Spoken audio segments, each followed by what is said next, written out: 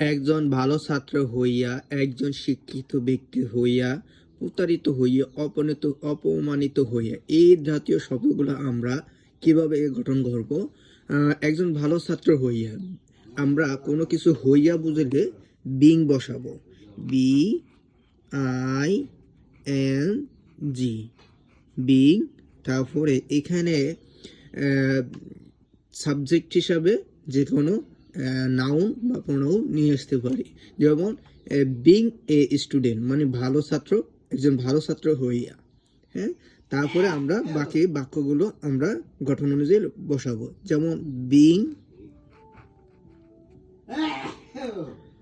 Being being a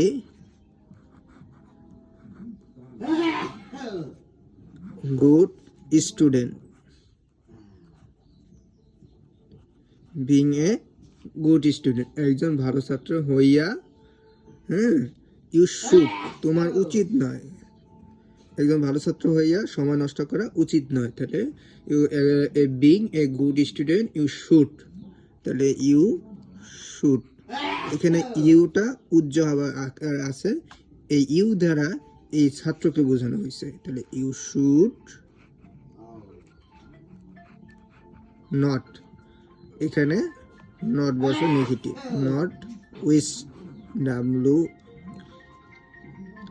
WAST, waste your time, your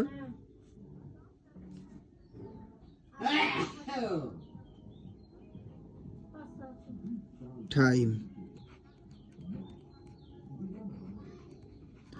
একজন ভালো ছাত্র হইয়া সময় নষ্ট, তোমার তোমার তোমার একজন ভালো ছাত্র হইয়া তোমার সময় নষ্ট করা উচিত নয়।